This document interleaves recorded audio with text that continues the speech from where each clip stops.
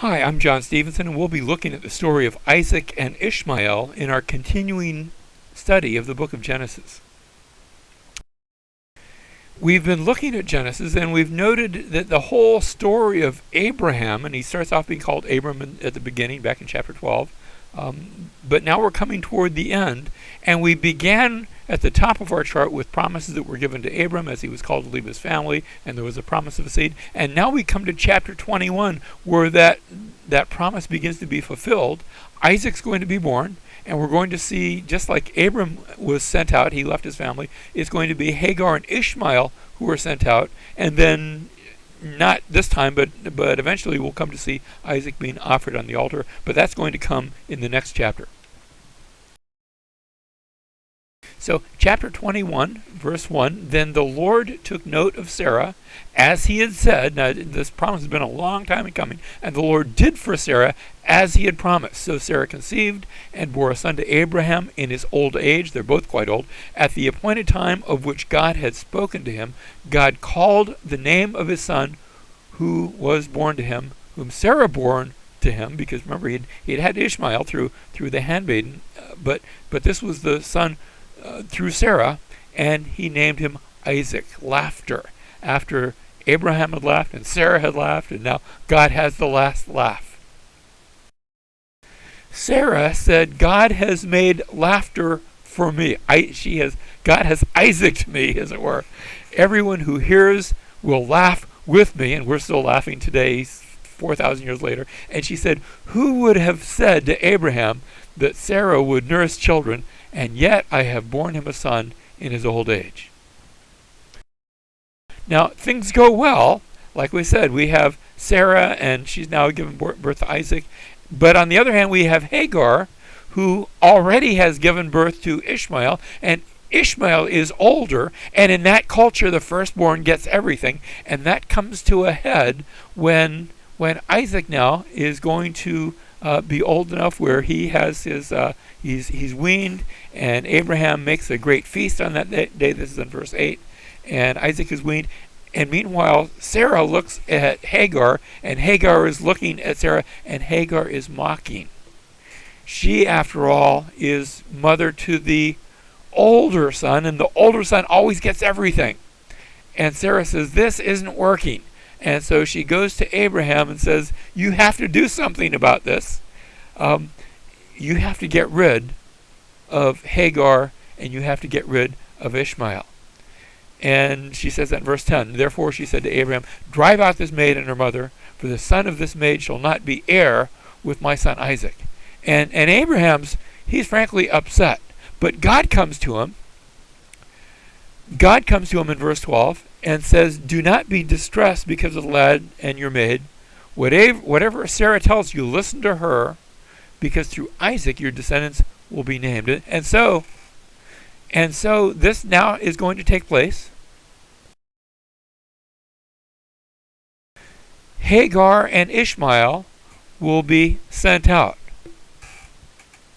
So he gives them, a skin of water, and he gives that to Hagar, and he sends Hagar and the boy away, and we're told that they leave, and they are wandering in the wilderness of Beersheba. That's way down the very southern part of Canaan. This is desert land. And when the water in the skin was used up, she left the boy under one of the bushes, and she cries out to God. She goes and sits down opposite him, and she says, don't let me see the boy die. And she lifts up her voice, and she begins to weep.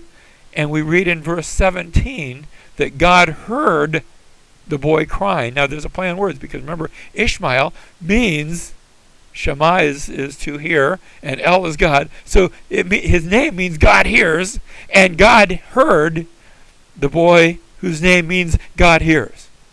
And God hears, and he says to Ishmael, or he actually says to Hagar, what's the matter with you? Don't fear. God has heard the boy. And so arise and lift up the boy and hold his hand. And God opened her eyes, and she saw a well of water. And she went and got the water, and they survive, and now they're going to live in this barren region, but they're going to make a home out of it. And we read that she takes a wife for him from Egypt, and he grows up, and now he's got a wife, and they're going to be a whole nation eventually of people living down here to the south of the land of Canaan. Now, there's an interesting corollary. As I've told you the story of Ishmael, we're going to compare that with the story of Isaac.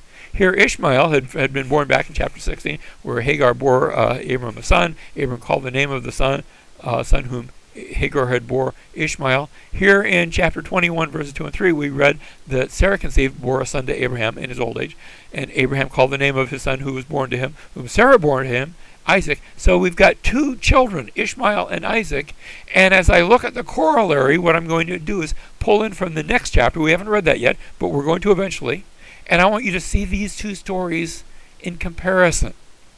That is, in the Ishmael story, God says to Abraham, don't be distressed because of the lad, and your maid. Whatever Sarah tells you to do, you listen to her, for through Isaac your descendants shall be named.